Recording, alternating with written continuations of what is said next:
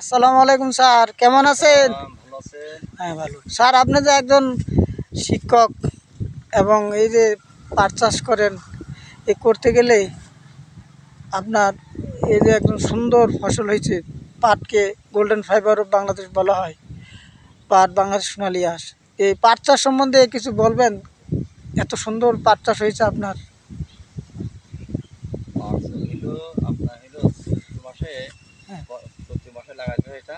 হ্যাঁ এবং চৈত্র মাসে লাগাইলে হ্যাঁ আপনার হলো বপন করলে। হ্যাঁ লাগাইলে এবং জমি সুন্দর চাষ করে হ্যাঁ তারপর নিজে লাগাতে হয়। তারপরে চারাগুলো বাঁচতে হয়, হ্যাঁ, এবং সারবার দিতে হয়। হ্যাঁ।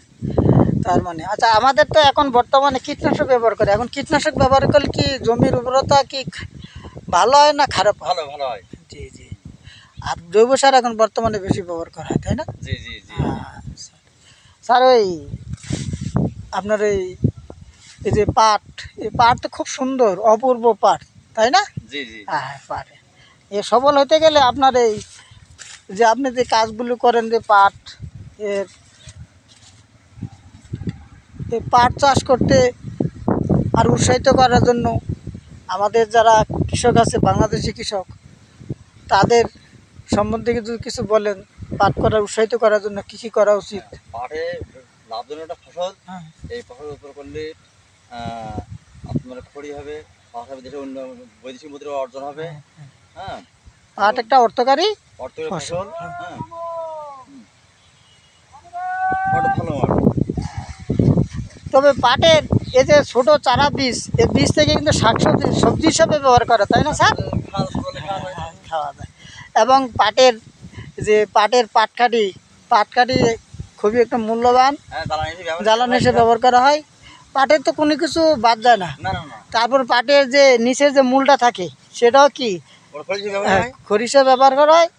এবং পাট পাটের ক্ষেত্রে উর্বর হয়, জমির উর্বরতা জমির বৃদ্ধি উর্বরতা হয়। বেড়ে যায়। হ্যাঁ বৃদ্ধি হয়।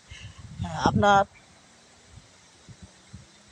এই যে পাট চাষ করলেন, আপনার তো মানে সময় পান না, তাই না? হ্যাঁ, আমি সময় পাই না, ওই কিষাণ ওই যে হ্যাঁ, জন নিয়ে কাজ করেন, তাই না? জি জি। হ্যাঁ, আমরা মাঝে মাঝে নির্দেশনা পরামর্শ দেন। দিই। আর আমাদের যে কৃষি অফিস থেকে যে আসে, ওরাও তো মাঝে মাঝে আপনাদের পরামর্শ দেন, আসে তাই না? মাঝে মাঝে, আসে, আমার সব মাঝে মাঝে নিয়ে পরামর্শ পরামর্শ নেন। হ্যাঁ।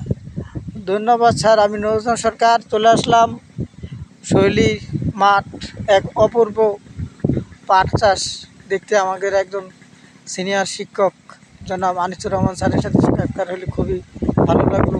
আসুন আমরা সবাই মিলে বেশি করে পাট চাষ করি, দেশের অর্থনৈতিক উন্নয়নকে আরও ত্বরান্বিত করি এবং সবাইকে পাট চাষ করার জন্য উৎসাহিত করি। ধন্যবাদ স্যার, আপনাকে ধন্যবাদ।